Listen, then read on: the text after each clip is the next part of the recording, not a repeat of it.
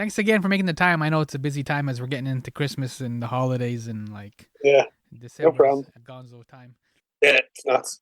I guess yeah. I mean, Christmas is all toys too, right? So this is kind of Yeah, it's right. relevant. Yeah, Yeah, everybody wanted to get the Toys R Us catalog back in the day, right? And yeah. kind of like circle all like the He-Man and GI Joe things they wanted.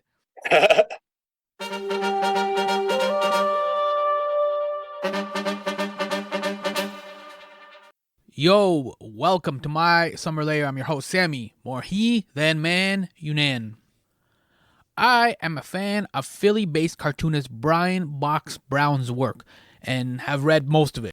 He follows his passions, which mirrors many of my passions. Often the things he likes and grew up with resonated in my heart. Tetris, Andy Kaufman, and wrestling. Okay, about the wrestling. I'm an NBA guy, not a wrestling fan, but his Andre the Giant biography is fantastic. Shout out to Princess Bride, yo. With the He-Man effect, how American toy makers sold your childhood. Oh. He reveals how our childish attention has been bought and sold by mass media, entertainment, and sadly, most especially, the toy industry. On page 197 of the He-Man effect, he writes, He-Man, G.I. Joe, and Transformers represented the first wave of characters in this new, unregulated toy media landscape. Deregulation ripped the market wide open. Hasbro and Mattel had gotten the jump on the competition, but the cat was out of the bag now. The market became robust and competitive. It was a feeding frenzy for children's imagination. Yo, there's a fascinating tension because the things we grew up with, the toys we enjoyed, were always meant to turn us into permanent consumers. Like, right now, the Barbie movie was a massive hit. Nostalgia instantly overcame decades of legitimate Barbie criticism about women's bodies, roles in the workplace, setting example for other young girls. All the things Barbie the doll has been slagged for years. Instantly gone, dismissed. And the Barbie movie was a massive box office hit. The 80s marketing was so effective, it basically made us corporate prisoners with a life sentence. The Barbie movie. Kevin Smith is working on He-Man cartoons for Netflix. There's many more recent examples. None of these characters and none of these universes have ever gone away because of the full-scale marketing work done in the 80s. That's how potent the 80s were. How do we balance nostalgia with capitalism? Star Wars is so fun. The lightsabers and Darth Vader and Death Stars. But Star Wars is also a billion-dollar business of t-shirts and video games and action figures and comic books and novels and so much more. All of this is what Brian is exploring in the He-Man Effect. It's a non-fiction book, a well-researched historical graphic novel published by First Second. First Second is a fantastic publisher. Shout out to First Second. And Brian's graphic novel, The He-Man Effect, it's loaded with many Simpsons Easter eggs. Yes! Those made me laugh. Because again, I'm still watching The Simpsons. That too hasn't gone away. And Brian will return to The Simpsons as his kids get older and he introduces it to them. This isn't this isn't bad in a black or white sort of thing.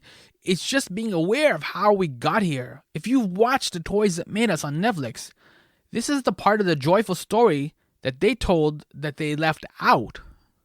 Here's my conversation with Brian about his fantastic graphic novel, The He-Man Effect.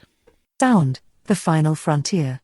My Summer Lair is an enterprise, a pop culture voyage with a continuing mission to explore strange new worlds, to seek out new creators and celebrate established producers, to boldly go where no podcast has gone before. And now here is your host, Sammy Younan. Brian, just to provide some context, can you tell me some of your favorite cartoons or even characters? What did you like when you were a little kid growing up?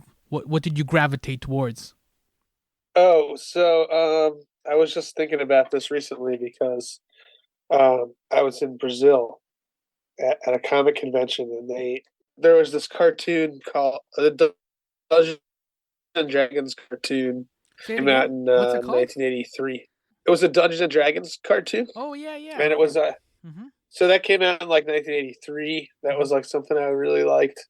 I've been kind of revisiting that. That was really big in Brazil. So when I was in Brazil, there was like a bunch of people dressed as those characters, That which one, was cool. that one made it all the way out to Brazil? It was huge in Brazil, bigger than the U.S. Like Wow. it was just like this huge thing. Um, when I was a kid, I loved He-Man and Transformers and GI Joe, Hmm. but I loved the toys for Mask and a million other Yeah, yeah. things. Mask should be due for a reboot or A revival of some. reboot soon. Yeah, Yeah, right. Like it's been time. yeah, Like that and Silverhawks. There's a few of them like that have kind of fallen off. All right, yeah, Thundercats is still hanging around. Like He-Man, yeah. obviously, is Kevin Smith. I'm surprised they never went back and got Thunderhawks or Silverhawks Hmm. rather. I mean, it was just like Thundercats, Yeah. and it was so similar. Uh, yeah, I know. There's just so many, and Mask was like a proven toy. It was cool. It was like a Transformer basically, Hmm. but it had figures and stuff. That was a cool toy, It and I was. loved Muscle. Oh yeah, Was yeah. one of my faves too, and Battle Beasts I really liked a lot too. Hmm. Mask was a good like kind of combination between like GI Joe and Transformers.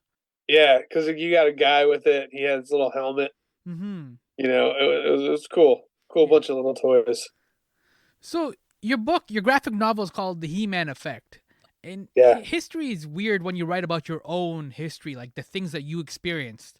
Like this isn't you yeah, writing a graphic novel about like Abraham Lincoln, right? For example, yeah, right? yeah. Like you know what He-Man is and Maskins, and I clearly do as well. Like, what was the story you wanted to tell, knowing that you personally had these experiences or you went through these rituals?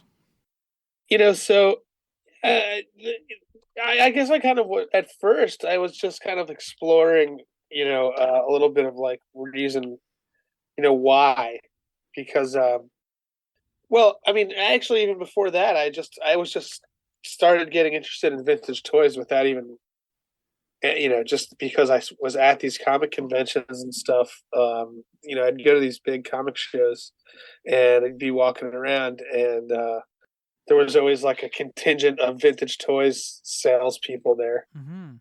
So they would, I'd find myself there. I'd be like buying Muscle and buying Battle Beast, buying GI Joes and stuff like that, and I went to a vintage toy convention that was like near my home, and I was just struck by how many people were there and how big it was and how many people were still profiting off of these old properties. Like there's still like people making, their whole life, their whole salary, yearly salary is being Mm-hmm. the buying and selling of these old toys and stuff still.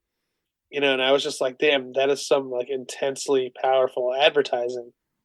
That must have been so that's quite a marketing campaign. And then, it was like from that point, I think was when I started to think about it in kind of a different way. Like, well, that was quite an advertising campaign Mm-hmm. to for the first time ever target kids directly and show them ads for 24 hours straight. I mean, every single cartoon show on television is an advertisement for a toy. They all have commercials also. So like all children's programming is 100% advertising.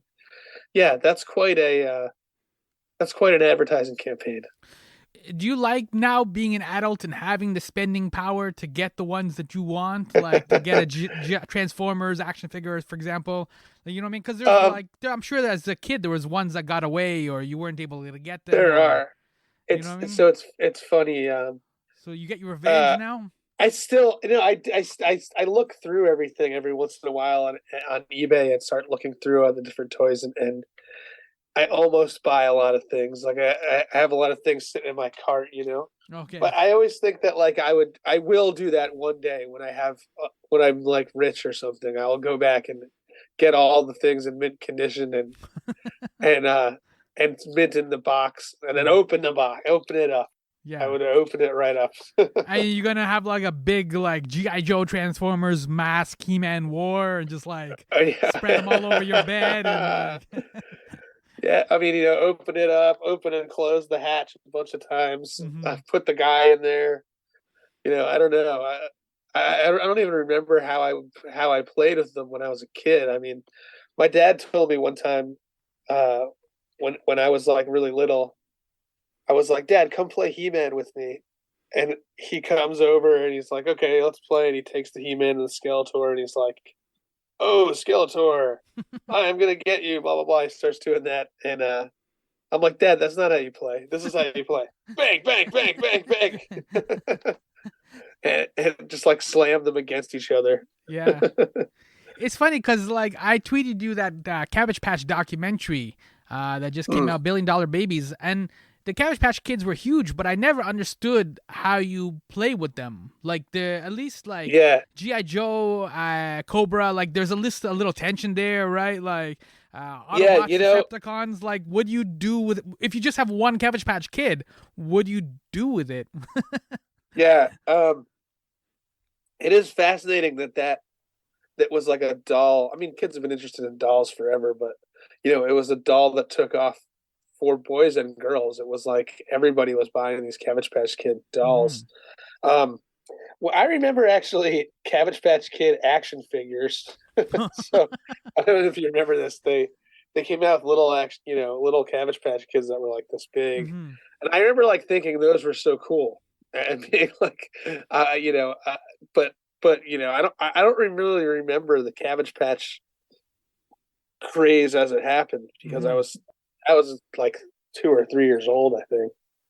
Your graphic novel He-Man, like it reminds me of this line from Ghostbusters. Gozer says, "Choose the form of your destroyer," right? And then they're like, Bill Murray's like, "Nobody think of anything. Nobody think of anything," right? And then Gozer goes, the form has been chosen. And then Ray basically, Dan Aykroyd, Ray says, "I tried to think of the most harmless thing, something I loved from my childhood, something that could never ever destroy us." Right? And it was Mr. Stay Puft, and of course he comes in and starts mashing up and starts destroying them. That's true. Yeah, that's kind of like also I guess part of the themes of your graphic novels. Is that accurate? Yeah, no, like... that is. I mean, I talk in the book about Citizen Kane, right? And he has his rosebud, and it's like this thing that weighs heavily on you and like affects you in kind of like a profound way.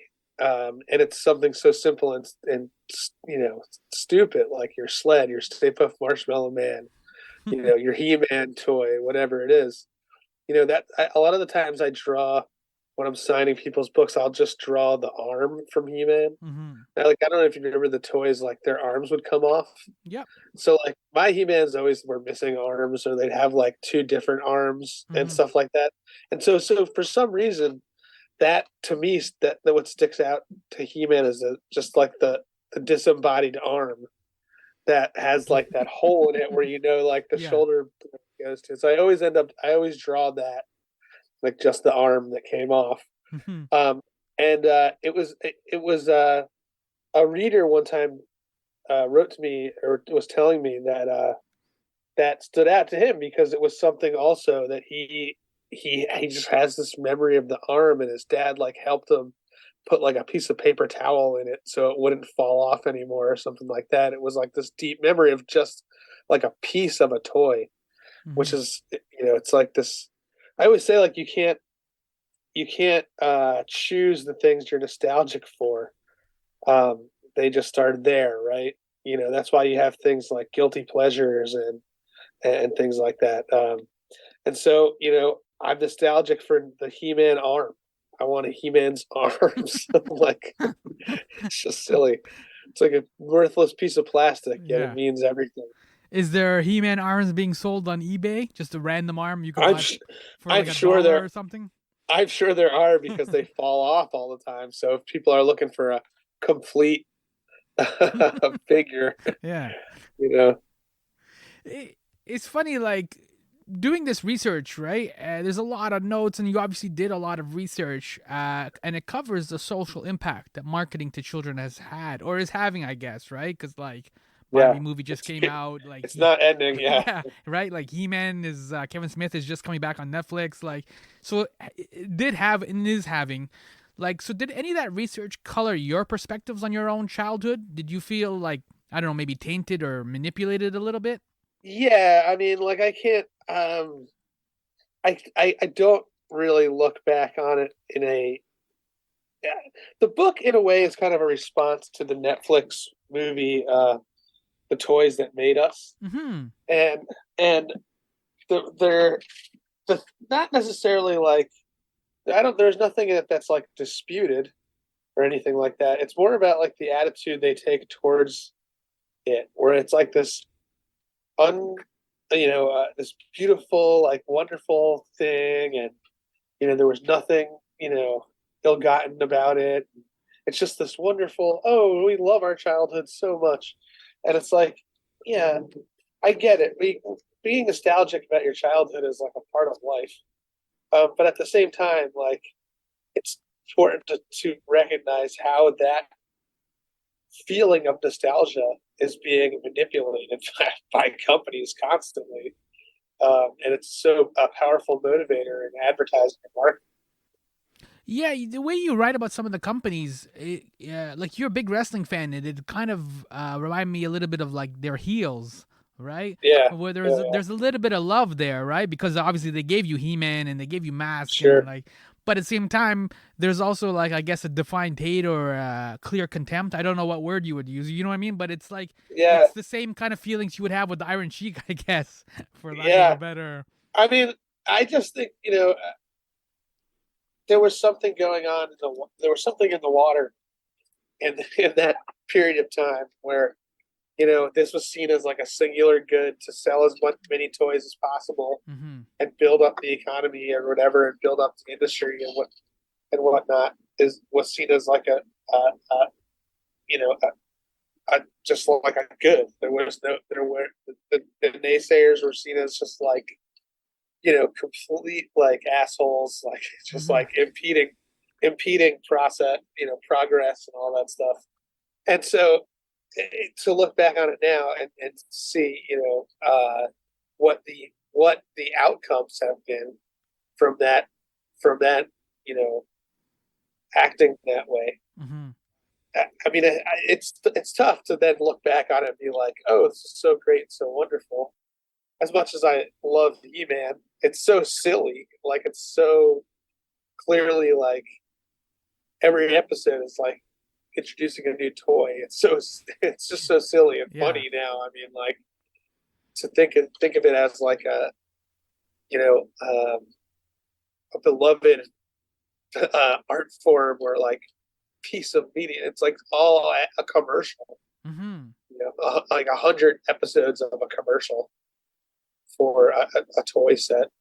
Yeah, it's interesting because one of the popular narratives that we're currently engaged in, and we talk about this all the time, is that we talk about the guys who are running Apple or Amazon or a lot of these tech companies, and we keep calling them a genius. They're geniuses, right? Uh, And that's not necessarily always true. Like some of them are just kind of locked out or whatever it may be.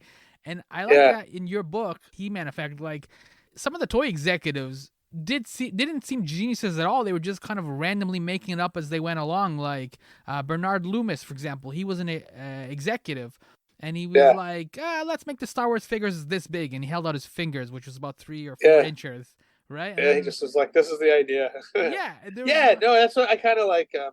there's no market research. There's no This like. is kind of like my what I love about pro wrestling too, and when they talk about stuff behind the scenes in pro wrestling, because you see it. What you see is what becomes like canon and like, Mm-hmm, oh, Brutus Beefcake was injured before this. He didn't wrestle, blah blah blah. And then you hear the real story behind it, and it's so funny and silly and like, oh, that wasn't a like story wise decision. It's just because like this guy got arrested the night before like on the show. It's just like very very funny like how happenstance mm-hmm. just like ends up certain ways. Yeah, that guy's just like picking it out, but holding his finger up, being like, yeah, they should be about yay big. That ended up becoming like the standard toy size for figures for like a super long time, and Mm-hmm. still is to a certain extent. Because it was the size of GI. It was the size of Star Wars, then it was the size of GI Joe. Mm-hmm. And then others that followed it. And it makes sense because you could put them in the vehicles and stuff like that. So Yeah, I get it, but it was just funny that like There's no like focus group or market research or like, you know what I mean? It's like, just this a is random. the size of a child's hand, like or something like that. Yeah. But at the same time, as they're like making this up as they go along, they're also making like blunders. I like the fact that your book acknowledges like the death of Optimus Prime, right? Which was like stunning. I saw that at the cinema, and when he died, it was like complete silence, and then a couple of kids started to kind of like cry a little bit, right? Like, you know, and then when the credits roll, there was no dream, there was no time machine. They didn't. It go was back. like he didn't come back to life at the end. Yeah. And you're like, wait a second, like, and there was no Marvel, like, this is not a Marvel movie where, you know, there's like maybe a little scene at the end after credits or whatever. No, like so like, the credits he's rolled, dead, man. Yeah, and all the kids just sat there until the final thing for the credits rolled, and then we're like, what happened? We don't understand. It took a while for that to emotionally be absorbed.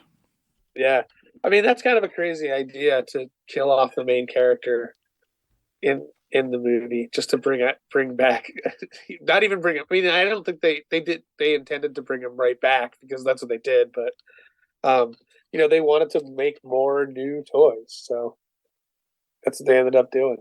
That's what you're saying with wrestling, where like you find out the story behind the story, but at the time you're not thinking about new toys, you're not thinking about anything. You're just like, you're just watched a movie. You're not. It's just it's just this whole playing with kids' imaginations is dangerous, and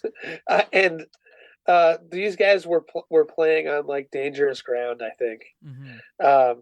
I don't know if dangerous is the proper word, but it's a very specific time in a child's life that has very far-reaching impact on the rest of their life, and so fucking around in that spot, you know, maybe we shouldn't fuck around all that much there.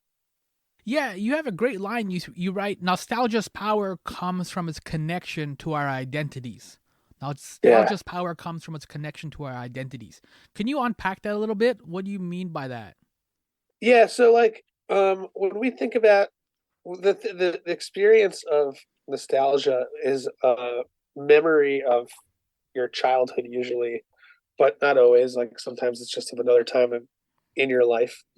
But when it's a core memory, right? It's something that you've been building for many years, and it becomes part of your personal narrative. These like core memories, and when we talk about nostalgia, like that's what we're talking about. Like it's like these emotional memories. And so that's like what your personality gets built upon is all this stuff. You know, it's you're developing who you are. You're developing a narrative about telling yourself about who you are. You know, all these things play a huge role in building up into, you know, the person that you become. And so when your nostalgia things kind of get fucked up, it can kind of fuck you up because it's like part of your identity. It's like, you know, that's why you see stuff like people not reacting in extreme ways about like the casting of Star Wars and things like that. Ghostbusters. Yeah, Ghostbusters too. Another one where it's like it doesn't fit into my memory of how things were. Mm-hmm. You know, Ghostbusters is a good example because it ended up becoming such a big hit for kids after the movie came out. Like I don't know if they would have made a Ghostbusters 2 if the Ghostbusters cartoon show wasn't a huge smash success hit. Yeah. Where it was like the biggest toy of 1987 and, you know, stretched on into the next bunch of years after that. And so and you look at like what happened when they rebooted Ghostbusters, you know, I don't know if that all that toy advertising may have played a role in that as well. That's an interesting connection. Yeah. Because it's a strange thing. Like I wear Jordans, right, as the shoes.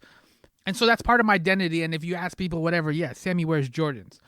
But it's also a weird thing because it's a mass-marketed product. So it's not like I'm distinct or original or unique. Right. There's like a million other people also wearing Jordans. Yeah.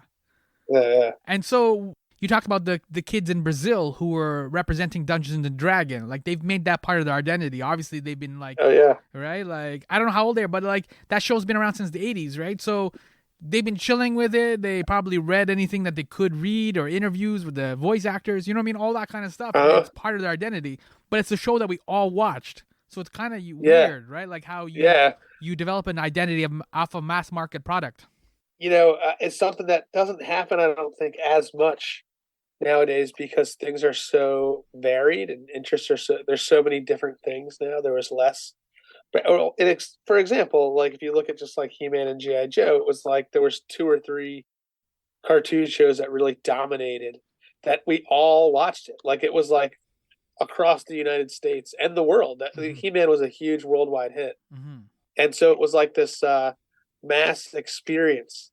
And I think that stuff like that creates generations and creates like a generational likeness or generational personality is these shared experiences. But things have changed a lot since back then, where now you have a shared experience, but it's not necessarily with the people near you or around you, because you can get into things that are so varied and maybe it's you and people from all over the world are interested in it, but not necessarily the kid next door. Yeah, Stranger Things is an example of what you're talking about. Like, it is popular, but like, same thing when I go to comic book conventions. You don't see a lot of like 11s or like, you know what I mean? Like, you still see a lot of the classic, like Batmans and Supermans and things like that. Sure. Ghostface Killer from Scream. I've seen a few of those on the last convention I went to. But you generally don't see a lot of like Stranger Things kind of cosplay or like even T-shirts and things like that, even though it has obviously a market. Right. Yeah. I mean, like, it's longevity. Maybe in 20 years, we'll see people that were kids when Stranger Things came out that are adults that are get back into it. That's like paying dividends when you are working on a property that a children's property.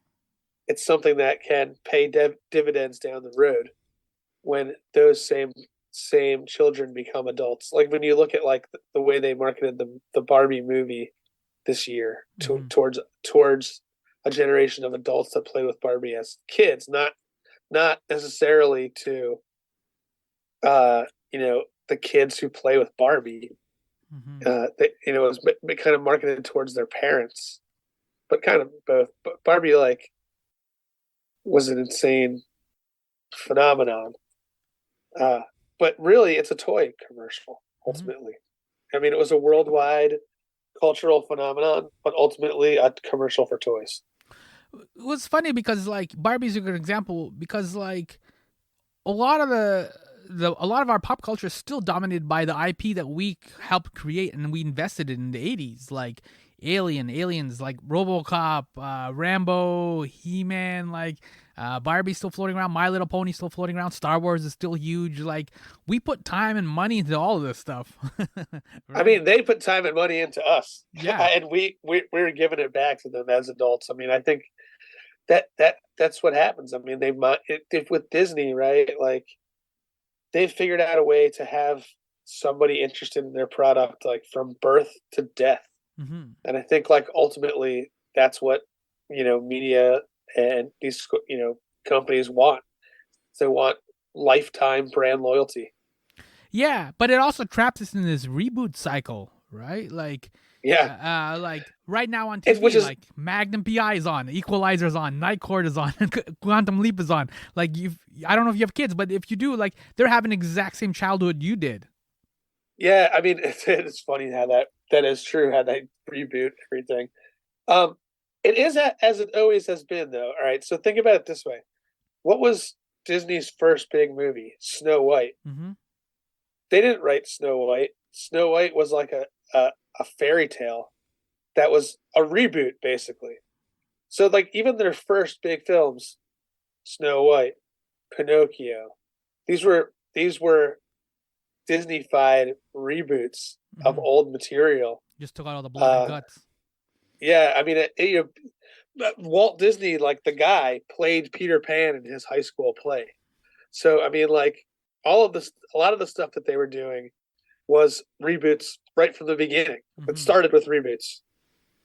So then, is corrupted the right word? Like, our imaginations corrupted I because don't of the know. way that all this like long-term marketing, like you said, almost like propaganda, right? I don't know if we're necessarily corrupted, but I think we're all affected by not just toy advertising, but all kinds of advertising.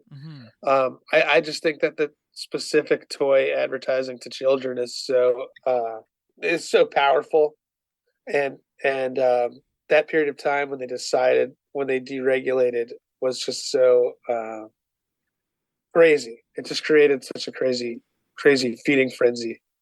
That period of deregulation, you're talking about Reagan as well. Like, Yeah, his phrase way before Trump was "Make America Great Again." yeah, And that obviously was a slogan that was rooted in nostalgia. And for yeah. you, how do you balance nostalgia without falling into the trap that like the past was better, or seeing it Oh, through like the rose-colored glasses, right? Like you talked about the Star Wars groups and the Ghostbusters groups were upset because the past was better. right.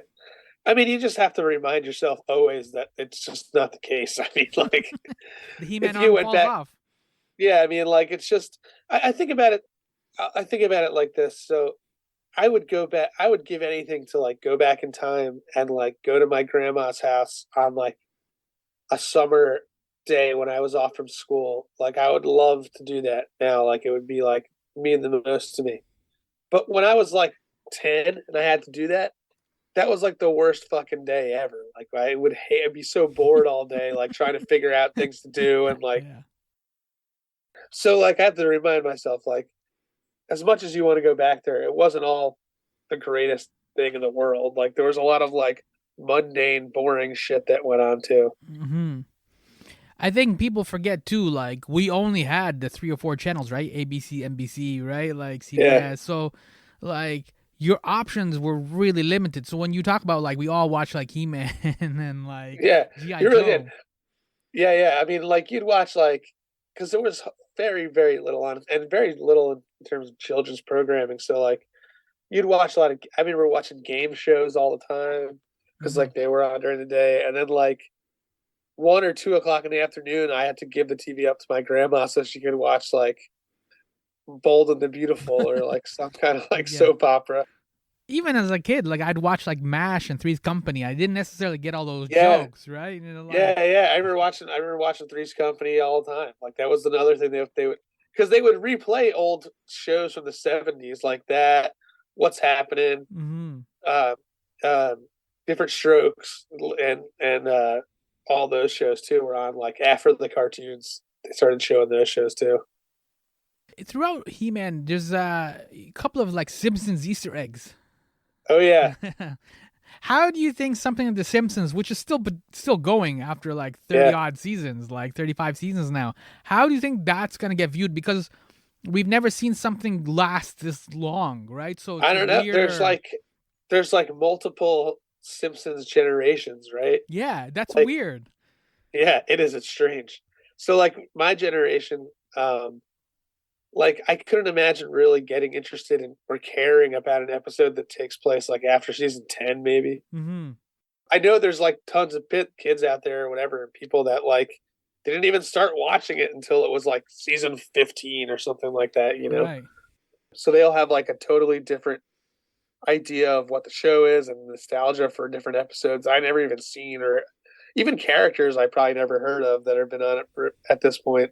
Would you want your kids to like start watching it if like when they got to like 10 years old or 12 years old to like sit down and What, The like Simpsons? yeah, that's because that's Yeah, a lot of definitely. homework. I definitely because like I'll watch it with them because it's so funny and um we watched the Simpsons Christmas special last night. Me and my whole family watched it. Mm-hmm. My kids are like 2 and 6.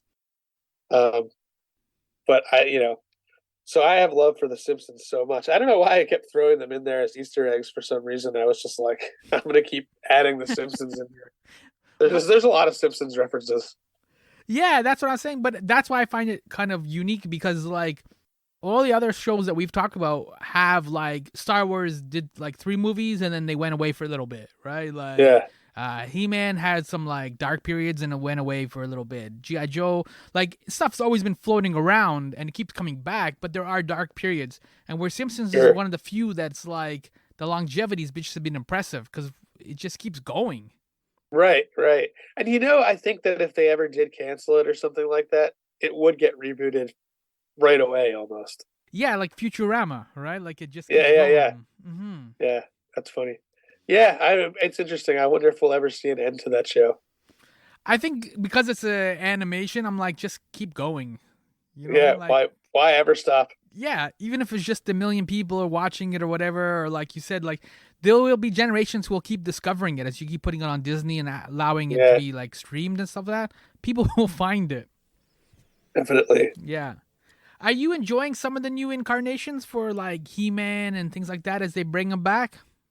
I liked the Thundercats reboot Mm-hmm. from 2012. That was like this kind of like you couldn't ask for a better reboot. I feel like they just like upped the ante of like the first series and like played a lot on like the mythology of the series. I thought that was really good. I know it like wasn't super popular or whatever. I don't know if you call this a reboot, but I watched recently Dragon Ball Super. Yeah. Which was really good. I really like the last saga a lot. The tournament. We can wrap up now. The book is called The He-Man Effect: How American Toy Makers Sold Your Childhood.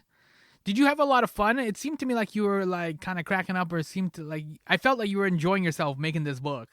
I was part of it. I was like, this is just an excuse for me to draw toys and cartoons and stuff that I liked. Compared to the work that I'm doing now, it was a lot of fun. As well, like even working on like the Putin book, like making comics is always fun to me, but like Mm-hmm. being able to draw all this stuff that I was like interested in looking at anyway, and getting the source material like in the Sears catalogs and stuff like that was like super fun. What is the Putin book? Just give us a teaser, or like.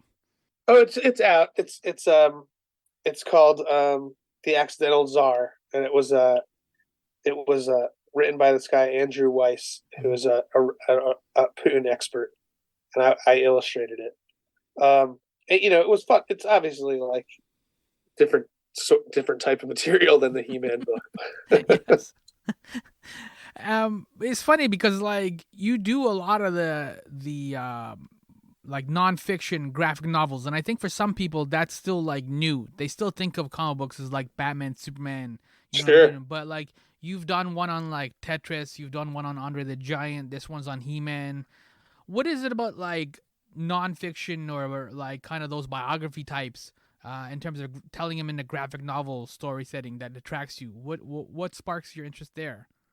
I think it's just like stuff that I'm naturally interested in, and also I just find it to be like, you know, I study things on my own for like my own, like when I'm not even making books and stuff. So making these books like gives me an outlet for that, and it's just something I'm interested in.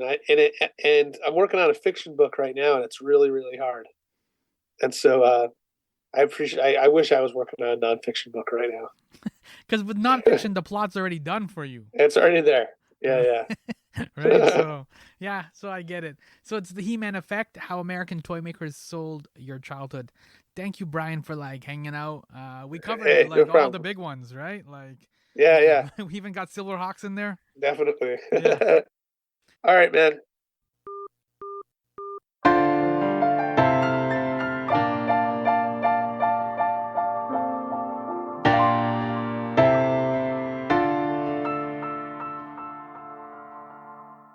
Yo, that was Brian Box Brown, a cartoonist based in Philadelphia, talking about his graphic novel, The He-Man Effect: How American Toy Makers Sold You Your Childhood.